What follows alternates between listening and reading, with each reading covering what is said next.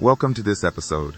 Today we're diving into advanced, multiple-choice test-taking strategies, specifically tailored for nursing exams and clinical reasoning assessments. This isn't your typical generic test advice. We're focusing on integrating clinical judgment, prioritization, and safety into how you approach complex questions. Yeah, it's really about a structured approach to these questions. You know, how to pick up on subtle linguistic cues, and how to apply clinical knowledge effectively. We'll also walk through a detailed example involving pediatric developmental assessment to show these strategies in action. Exactly. So let's start with the first strategy. Read the question before looking at the answers. It sounds simple, but it's crucial. You want to focus on the question stem first, to activate your clinical knowledge before the answer options influence your thinking. Right. It's like when you're faced with a clinical vignette. You want to identify the core issue or concept being tested. Is it about priority, safety, assessment, teaching? That mental framing helps you avoid being distracted by plausible but incorrect options. And that ties directly into the second strategy, identifying key words in the question. Words like first, best, most important asterisk, or initial signal that the question is about prioritization.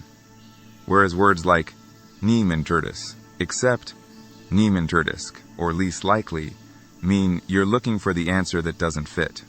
Those words really change your approach. I mean, if you miss that, you might pick the answer that fits when you actually need the one that doesn't. It's a subtle but critical distinction. Absolutely. Then, strategy 3 is to eliminate clearly wrong answers first. You don't have to find the correct answer immediately. Instead, focus on removing options that are unsafe, irrelevant, or ignore the patient's main problem. Yeah, and often that narrows 4 options down to 2, which makes the final choice more manageable. It's about clinical judgment. Is this option unsafe? Does it contradict nursing standards or patient safety? If yes, out it goes. Then, strategy 4, choose the answer that best solves the problem. Sometimes answers sound partly correct, but you want the one that addresses the root cause or main clinical issue, not just symptoms. That's a key point. For example, one answer might treat a symptom, but another addresses the underlying pathology or safety concern. It requires nuanced clinical reasoning, not just memorization. Strategy 5 is to watch for opposite answers. When 2 options are direct opposites, like encourage fluids versus restrict fluids, one is often correct. It's a useful shortcut to focus your clinical rationale. And it confirms what the question is testing. Your understanding of a specific clinical principle. It's like a built-in check. Then, strategy 6, think about priority and safety using the ABCs: airway, breathing, circulation. Problems with airway or breathing usually take highest priority, and acute issues generally trump chronic ones. That framework is foundational. It helps you rapidly prioritize in clinical scenarios, which is exactly what these questions are designed to test. Strategy 7. Don't change answers unless you have a clear reason. Your first instinct is often right, unless you realize you misunderstood the question or recall new information. That's so important. Overthinking or second-guessing can lead to errors, especially under exam pressure. Strategy 8. Manage your time efficiently. Aim for about 1 minute per question. If you're unsure, eliminate wrong answers, pick the best remaining option, and move on. You can always return if time permits. That prevents getting stuck and losing valuable time. It's a practical approach to pacing. Strategy 9. Use patient details in the question stem. Age, symptoms, diagnosis, setting. These provide critical context to exclude answers that don't fit. Especially in developmental or specialty-specific questions, those details are gold. They help you tailor your reasoning precisely. And finally, strategy 10. Answer every question. Never leave blanks. If you must guess, first eliminate obviously wrong answers to improve your odds.